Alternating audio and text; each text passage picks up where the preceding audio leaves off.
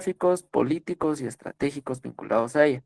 Para el análisis y la forma de decisiones que se van a tomar y asimismo las mismas que van a llevar la ejecución y evaluación sobre los determinantes sociales, de acuerdo a todos los datos que se ingresen específicamente en lo que es nuestro SIGSA, que es el registro que vamos a tener. Esto pues es más que todo el espacio físico virtual que permite dar a conocer a través de gráficas, dibujos, mapas, fotografías, tablas, cantidades y números, la manera, forma y situación en la que se encuentra la población en un determinado momento y lugar.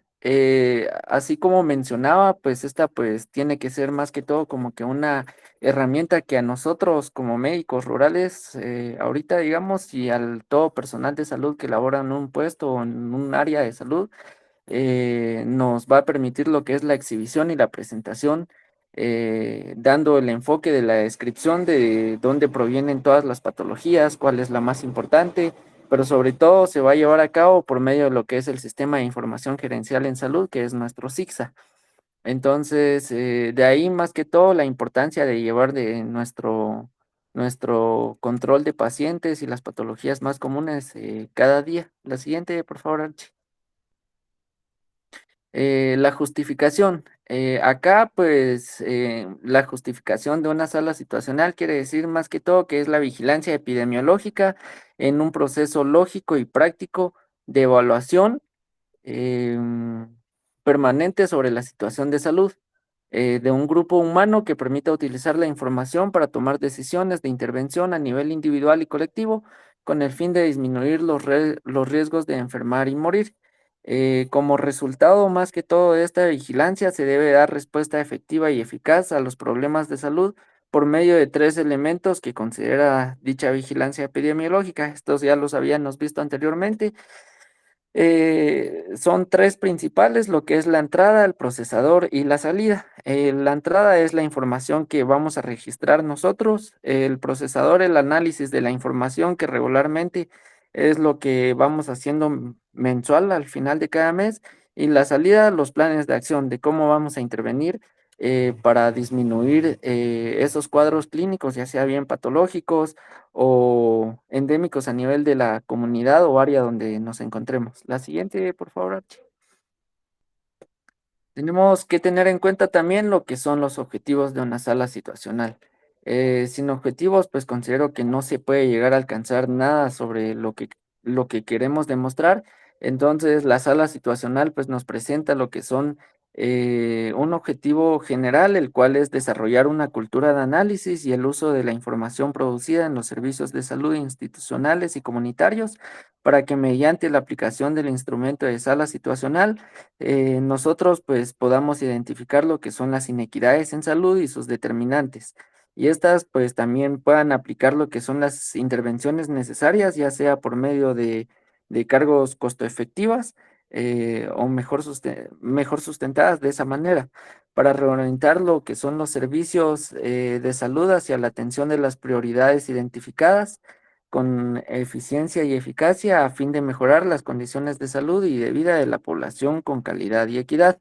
Dentro de los objetivos específicos tenemos tres principales. El número uno está identificar y medir las desigualdades e inequidades existentes entre grupos humanos, especialmente los más vulnerables o postergados. Como número dos, tenemos que tener en cuenta lo que es el ajuste a los planes operativos, a las políticas.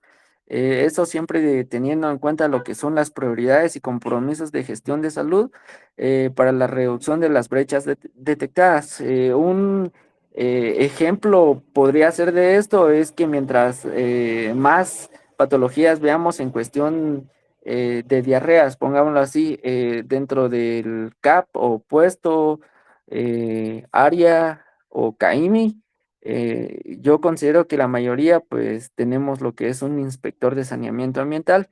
Me pasó dada la casualidad que dentro de este objetivo, digamos, tuve unos cuadros de diarrea, por lo que al CAP pues le interesó lo que fue los casos de diarrea, ya que en el área donde estoy pues casi no se ven estos tipos de cuadros clínicos. Sin embargo, llegó un inspector de saneamiento ambiental con el fin de llevar a cabo por medio del aporte municipal una planta de saneamiento de agua potable. Sin embargo, pues la gente se negó porque dice que llega con cloro el agua a las casas, por lo que mancha la ropa. Entonces, pues la mayoría se opuso y por medio de la gestión, ¿verdad? Pues se negaron. Otro objetivo está lo que es fortalecer la capacidad de anticipar las amenazas que puedan profundizar las inequidades en salud pública y proponer la respuesta institucional y social organizada frente a dichas amenazas. Estos serían los objetivos generales y específicos de lo que es una sala situacional. Entonces vamos a pasar a la siguiente diapositiva, que es la planificación del análisis de sala situacional.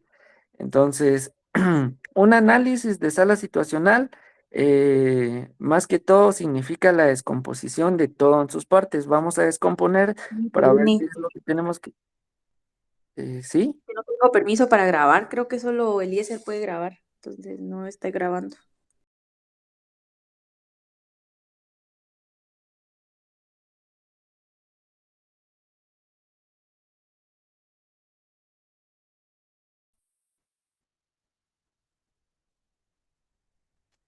Eliezer, perdón, ¿estará grabando usted?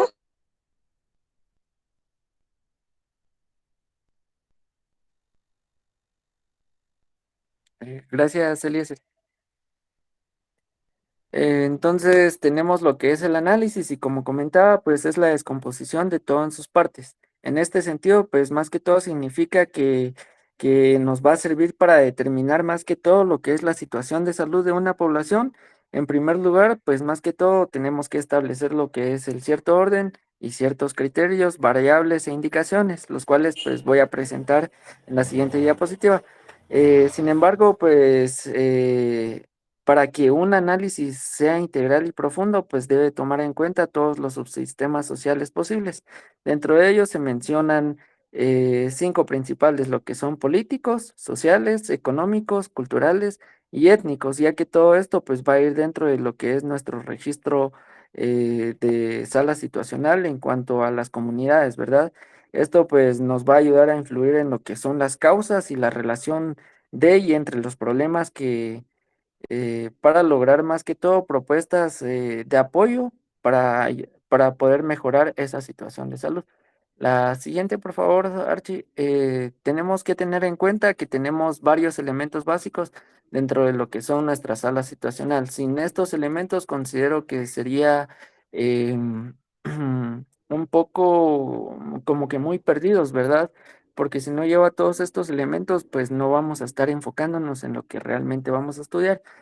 Son cinco principales en lo que es la población de un área o comunidad, las condiciones de vida en la que permanecen las personas en esa área, sean buenas, sean malas, sean de beneficio o de riesgo para su vida. Los factores de riesgo que hay dentro de una comunidad, los daños a la salud que se presentan y la respuesta social organizada que se va a tener. La siguiente, por favor. Eh, perdón, todavía la anterior.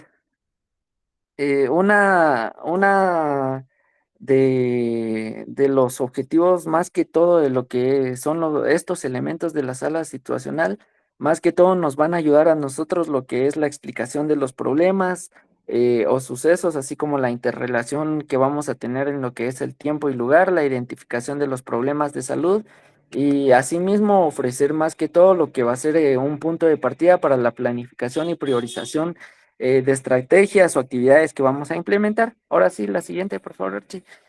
Tenemos que tener en cuenta la siguiente, lo que es la presentación de la información. Entonces, acá ya solo es para recalcar lo que nosotros ya vimos. Entonces, acá la presentación de la información pretende lo que es una presentación de forma física o virtual, los cuales deben de reflejar lo que es el análisis previo de la información con el fin de describir y explicar los cambios favorables y desfavorables de cada situación en particular.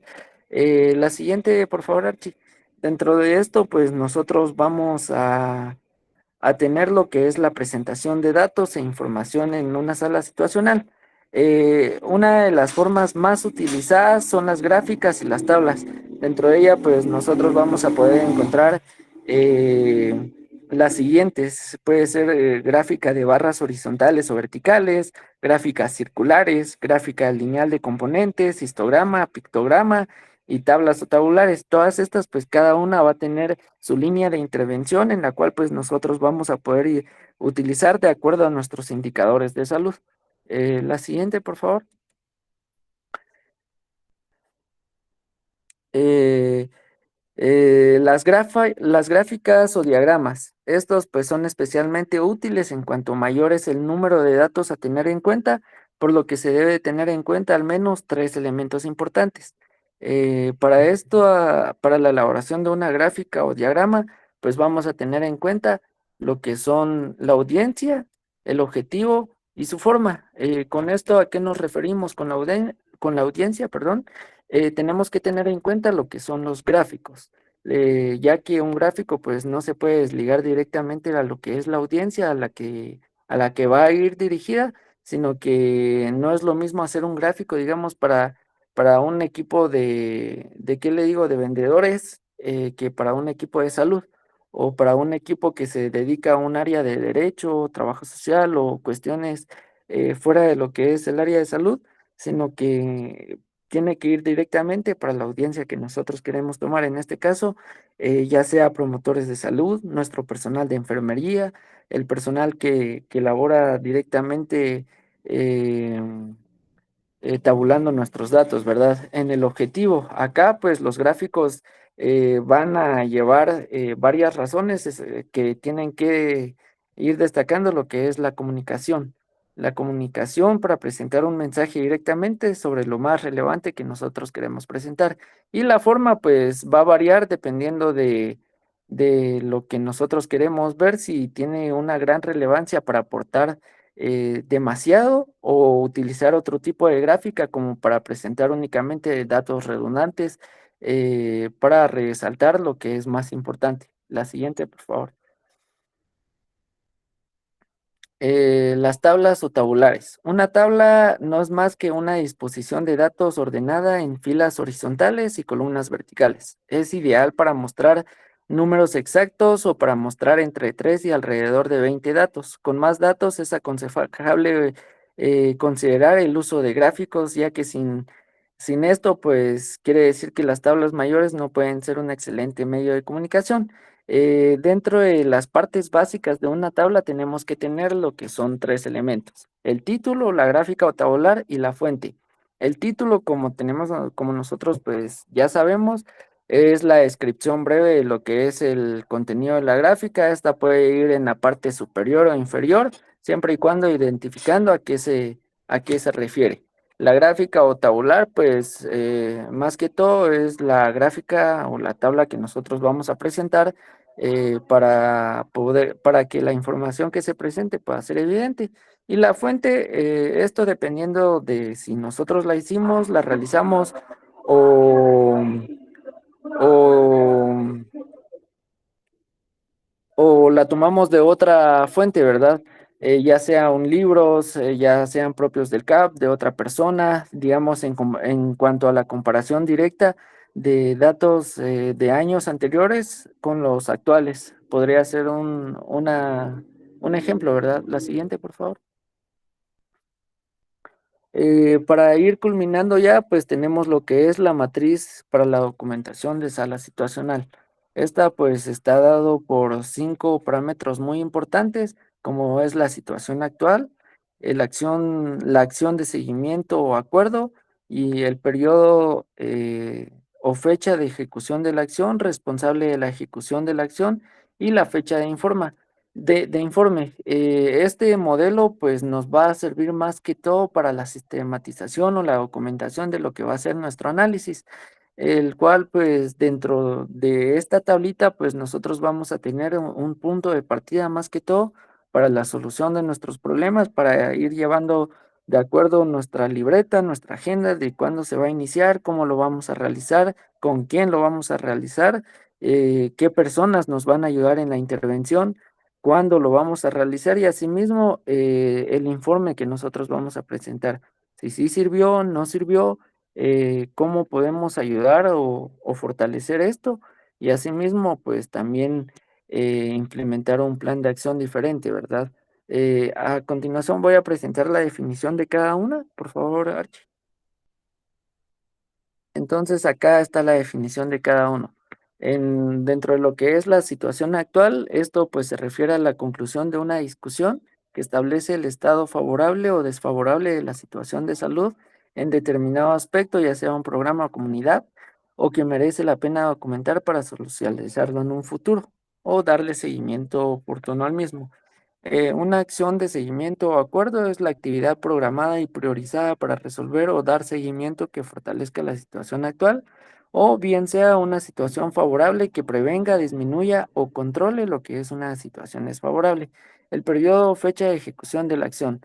Acá viene algo muy importante, ya que es lo que es el día, mes o año en la que se va a realizar la acción de seguimiento o intervención.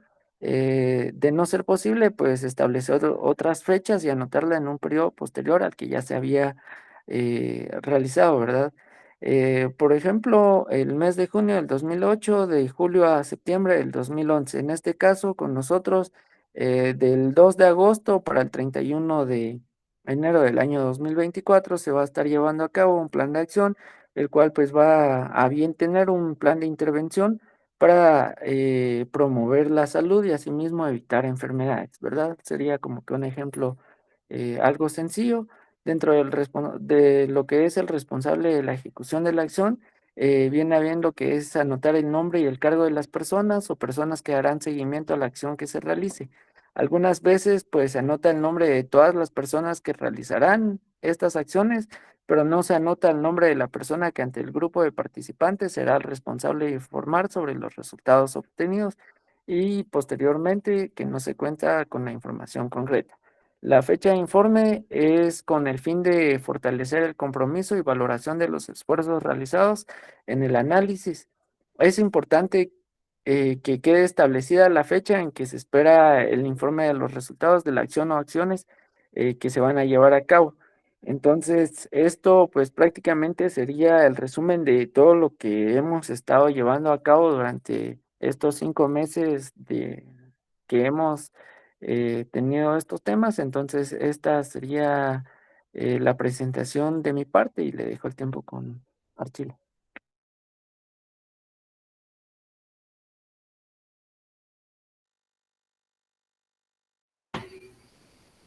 Bueno, buenas tardes a todos, espero que se encuentren muy bien. A mí me toca exponer sobre el resumen en cuanto al tema de investigación. Entonces, pues para realizar una investigación hay varios elementos que se deben tomar en cuenta. El título de una investigación principalmente se basa en plantear un problema y de ahí desglosarlo para llegar a un tema central, digamos, en cuanto a las variables que tiene una investigación. Entonces, el primer paso para una investigación es el planteamiento del problema.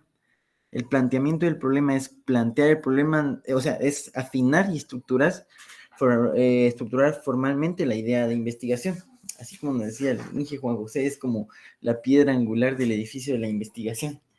El planteamiento del problema es el proceso lógico de pasar de una idea a plantear ya un fenómeno como realmente un problema. Es un fenómeno y sus variables. Un fenómeno es, digamos, una manifestación concreta, histórica de un segmento o de un elemento de alguna materia. Y plantear el problema, si se plantea bien un problema de investigación, pues la investigación lleva un buen curso.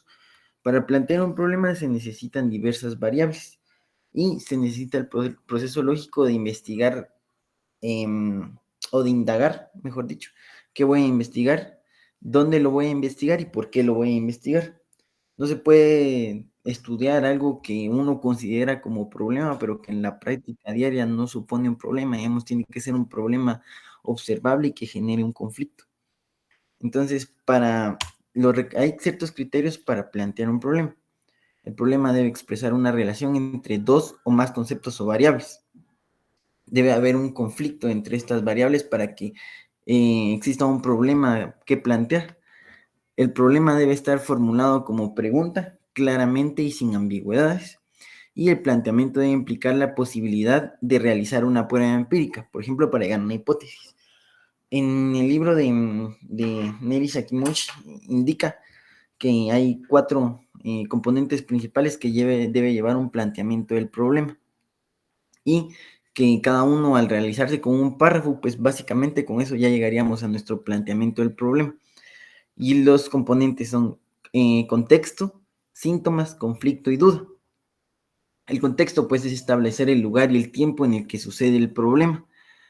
Los síntomas son expresar las variables que tiene un problema, y luego está el conflicto, que es, digamos, relacionar las variables y llegar a la conclusión de por qué suponen un problema al juntar las variables, y la duda, que es la que nos indica qué tan lejos vamos a llegar en la investigación.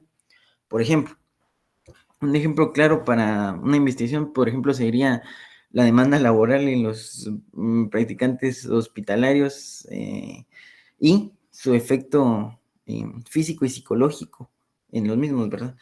Entonces, por ejemplo, en el contexto de esta situación podríamos poner que en el hospital, por ejemplo, en el Hospital Nacional de San Marcos, cursan qué cantidad de practicantes, en qué horarios, en qué áreas cursan los practicantes, para poner el contexto, es decir, ofrecer el lugar y el tiempo de donde surgió el problema. Luego están los síntomas, plantear los horarios en los que van los estudiantes, los trabajos que se realizan, la demanda laboral. Luego, pues entra el conflicto, que en el conflicto ya podremos establecer una relación entre las variables que se ofrecen en los síntomas. Por ejemplo, en el párrafo del conflicto podría decir que la demanda laboral ha aumentado la cantidad de accidentes de tránsito, de personas, de doctores con depresión o incluso de suicidios. Y la duda es qué tan hay una relación existirá una relación entre la demanda laboral y la carga física y psicológica en los estudiantes de medicina. Podría ser un planteamiento del problema. El planteamiento, pues, depende si es cuantitativo y cualitativo, cuáles van a ser las características. Si es un planteamiento cuantitativo, son precisos y delimitados, ya que se enfoca digamos, en planteamientos con datos exactos, enfocados en variables lo más exactas y concretas que sea posible, direccionados, fundamentados en la revisión de la literatura, y que se aplican a un gran número de casos que sean representativos. El entendimiento del fenómeno se guía a través de ciertas dimensiones consideradas como significativas por sus estudios previos, y pues estos planteamientos cuantitativos se orientan a probar teorías, hipótesis y explicaciones de forma un poco más exacta, ¿de acuerdo? Los planteamientos cualitativos, que buscan en el entendimiento de variables, digamos, más extensas y con menos exactitud, son abiertos, expansivos, no son direccionados en su inicio, y se aplica a un número menor de casos con que se pueda trabajar.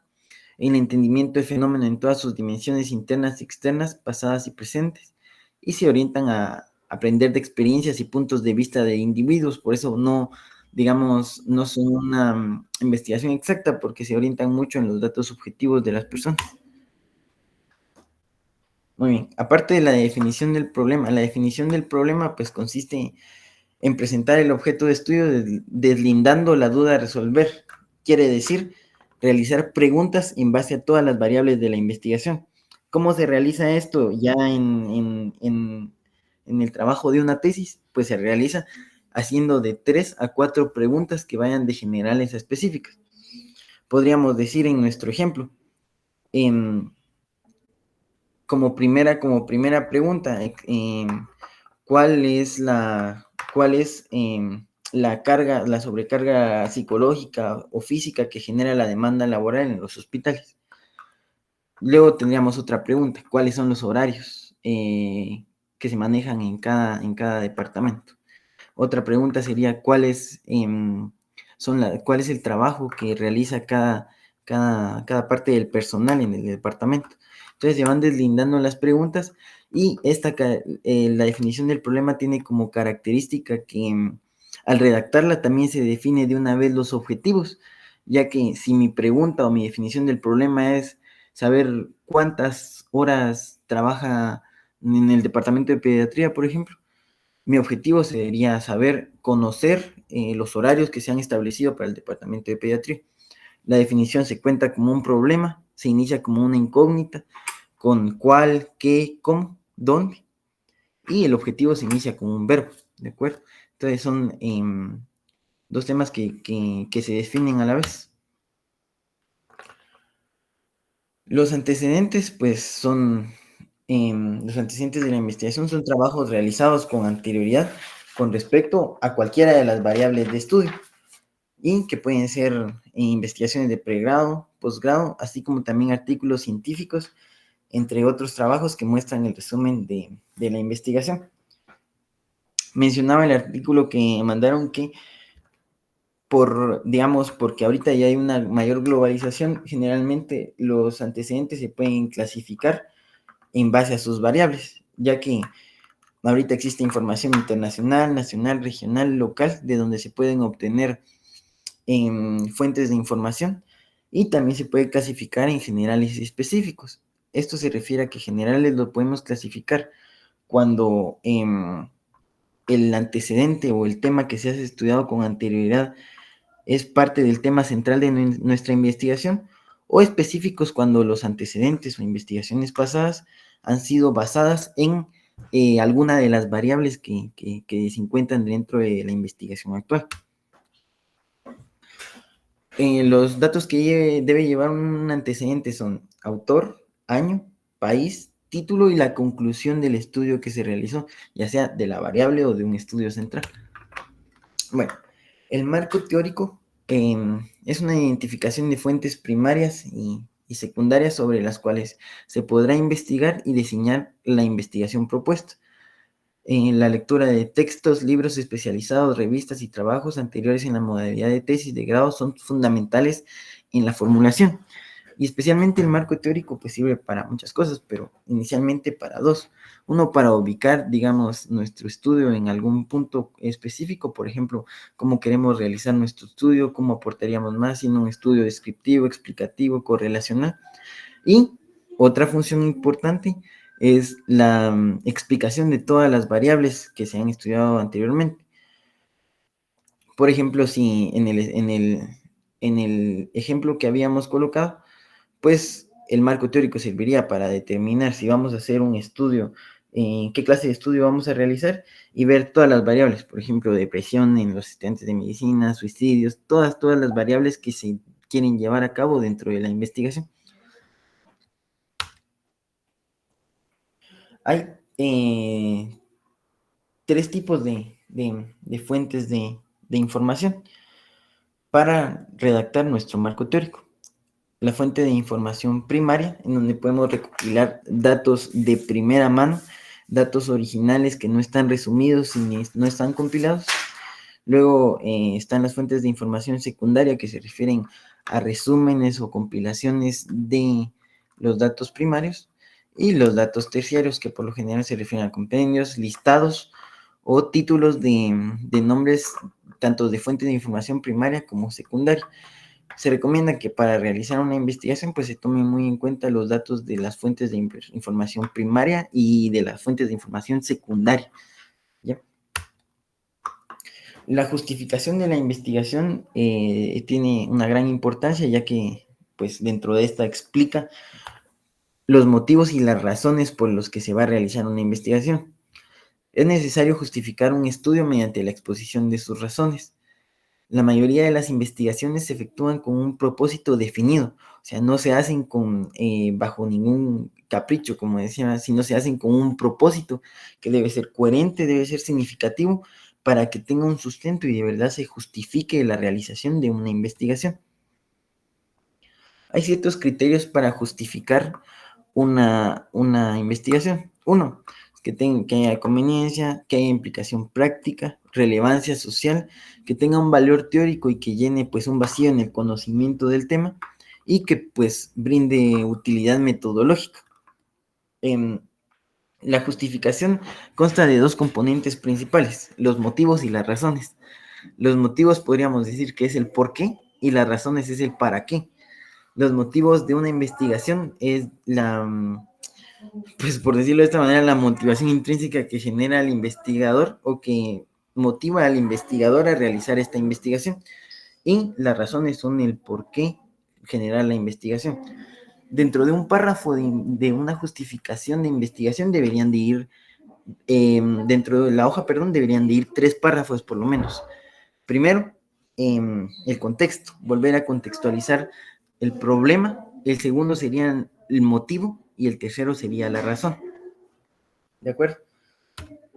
Los objetivos de la investigación, pues, se formulan para concretar y especificar tareas a realizar por el investigador.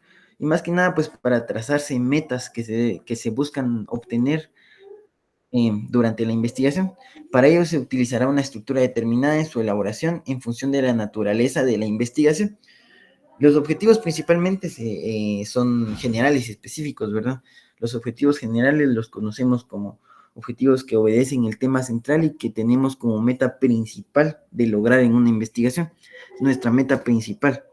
Y luego tenemos los objetivos específicos, que se basan en las metas que se trazan en cuanto a las variables, ¿de acuerdo? Entonces, por ejemplo, en el tema que habíamos hablado, ¿cuál sería ¿cuáles serían los objetivos generales y específicos? Pues el objetivo general sería conocer si existe una relación entre la demanda laboral en los estudiantes de medicina y las consecuencias psicológicas, físicas y sociales, ¿no? Entonces, ya en los objetivos específicos podríamos poner determinar cuál sería el horario adecuado para tal departamento, ¿ya? Describir en cuanto a las variables cada objetivo, que uno se obtienen en la definición del problema, como había comentado, en base a las preguntas, y que se logran responder a fin de cuentas en la conclusión de la investigación. Los objetivos lo vamos a redactar en base al tipo de investigación o a la naturaleza de la investigación que tengamos. Hay 3 tipos de naturaleza de objetivos. El objetivo descriptivo que busca, pues, recoger, describir y analizar, aparte de explicar, los elementos de la investigación. La naturaleza de investigación correlacional que busca encontrar la relación entre 2 o más variables. Y el tipo de investigación causal, que se basa en la relación de causa y efecto y que principalmente, pues, se ve de forma retrospectiva para ver si una variable afecta a futuro a otra variable. Bueno, la hipótesis, pues las hipótesis son cuerpos teóricos que resumen en pocas palabras la tesis o las tesis tenidas como válidas hasta ahora, es decir, cómo el conocimiento previo me puede llevar a una presunta conclusión o a la suposición de investigación, por decirlo de esa manera, en torno a la relación dialéctica de las variables del problema que se va a investigar. De tal manera que en el diseño de la investigación la hipótesis se constituye en la respuesta preliminar. Es como una conclusión preliminar, una conclusión o un supuesto que voy a tener antes de realizar un estudio, antes de comprobarlo.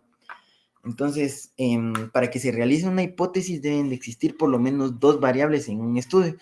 Si no existen 2 variables, no se puede realizar una hipótesis porque a fin de cuentas es una respuesta preliminar en la relación de estas 2 variables. Y pues el estudio depende si es descriptivo o si es experimental. Si un estudio es descriptivo, la hipótesis se podría redactar más o menos de esta manera. Existe una relación directa entre la demanda laboral de los estudiantes de medicina y la aparición de consecuencias físicas y psicológicas. Es una hipótesis que pretende determinar una investigación descriptiva. Es una respuesta preliminar, ¿no? Y si el estudio es experimental, pues se puede redactar de otra manera, ya que un estudio experimental busca, a partir de una variable, lograr un objetivo. Por ejemplo, si se aplica a un censo, pues se llegará a la conclusión de que sí tiene complicaciones físicas y psicológicas, podría ser. Aunque en base al tema que yo había hecho, va en torno más a un estudio descriptivo, porque no busca experimentar nada, sino que recopilar información de distintas fuentes para obtener una conclusión. El marco metodológico, pues, es el orden lógico en que se va a realizar la investigación y es el orden lógico en el que se utilizan todos los elementos operativos, las técnicas, los procedimientos, las fichas, las encuestas, que permiten, pues, explicar, describir, correlacionar o relacionar, pues, un fenómeno de estudio. Hay ciertos elementos que se deben de tomar en cuenta en la investigación y que nos van a guiar a realizar una investigación, pues, con un método, ¿verdad? Con una forma adecuada y no de una forma como perdidos, ¿verdad? Entonces, tenemos un enfoque metódico general y en este enfoque metódico vamos a ver si el estudio es cuantitativo, cualitativo o si presenta cualquiera de las dos variables para convertirse en un estudio mixto. El carácter general, pues depende del tipo de investigación que queramos realizar. Como les comentaba, el estudio del que podría ser el tema que yo dije, podría ser un estudio descriptivo, porque no busca comprobar nada a partir de una variable, sino que busca definir cosas que ya se han establecido. Existen los estudios exploratorios, diagnósticos, monográficos, descriptivos, explicativos, pragmáticos, multifocales o propositivos. En la clase podríamos tener un estudio experimental o cuasi experimental. Los tipos son transversal o longitudinal dependiendo en qué momento se vaya a realizar. Transversal quiere decir que se hace en un solo momento del tiempo. Longitudinal retrospectiva es que se ve en varios momentos del tiempo viendo hacia atrás. Longitudinal sincrónica en varios momentos del tiempo viendo hacia en el momento actual, o prospectiva que busca llegar a que busca una investigación hacia adelante, digamos. El subtipo puede ser caracterológico o causal, correlacional, explicativo o comparativo. Sesgo de análisis, pues depende. Puede ser deductivo, inductivo o puede combinarse, ¿verdad? Implementación metódica, pueden haber estudios de inducción, deducción, análisis y síntesis, ¿verdad? Y las técnicas de investigación, que por ejemplo aquí utilizamos encuestas, utilizamos fichas, utilizamos ya para las técnicas de preparación del informe utilizamos gráficas, utilizamos barras. Entonces, todos los métodos que nos van a servir primero para llevar a cabo nuestra investigación y luego para explicarla son las técnicas de investigación, como las entrevistas, como los censos. Los anexos, pues, es el elemento que contiene los datos relacionados con alguna parte de la tesis, pero que, pues, no conviene anotarla en el cuerpo de esto, sino que se explicaría mejor poniéndola en un apartado de último, como algo que nos ayudaría a entender más el contexto, ¿de acuerdo?